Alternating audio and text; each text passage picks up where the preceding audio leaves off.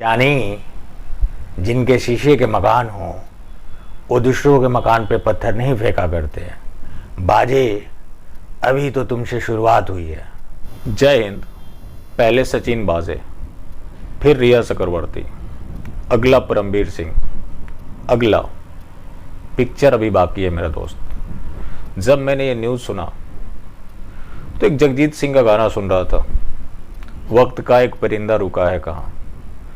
तो एक एक करके सारे घेरे में आने वाले हैं। रिया चक्रवर्ती से पहली बार जब जेल गई थी उसको जमानत मिल गई थी, तो सतीश मानसिंदे साहब उन्होंने कहा कि एनसीबी ने मेरे मुवक्किल का कैरेक्टर असैसिनेशन किया है।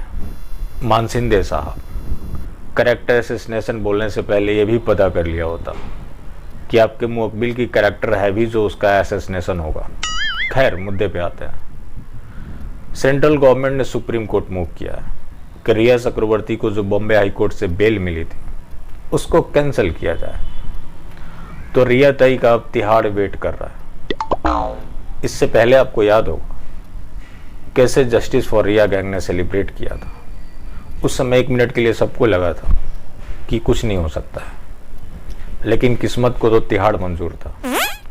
फिर वहां तिलोजा या कौन से जेल है, वहां ताई कैसे रह सकती थी। दूसरी तरफ एक सचिन बाजे साहब, वो कह रहे हैं कि अब ये दुनिया रहने लायक नहीं रह गई। राजकुमार साहब का एक गाना था, ये दुनिया ये महफिल मेरे काम की नहीं। एक गोविंदा के फिल्म का गाना है कि जो बोया है वही काटेगा, जैसी करनी वैसी भरनी।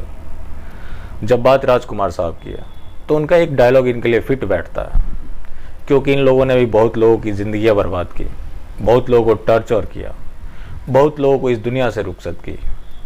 जानी जिनके शीशे के मकान हों वो दूसरों के मकान पे पत्थर नहीं फेंका करते। बाजे अभी तो तुमसे शुरुआत हुई है।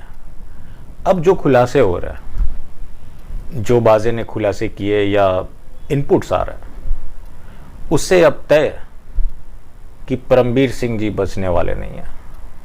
अब परमवीर सिंह जी के बाद अगला कौन होगा, तो इसके लिंक बड़े गहरे हैं।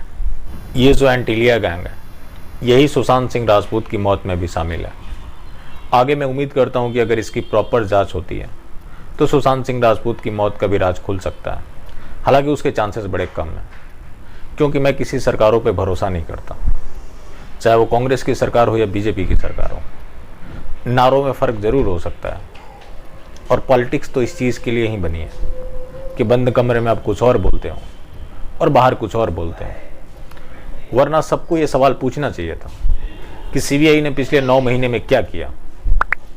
सीबीआई के पास इसका जवाब है। अगर सीबीआई नहीं देती है तो सरकार को तो देना ही पड़ेगा।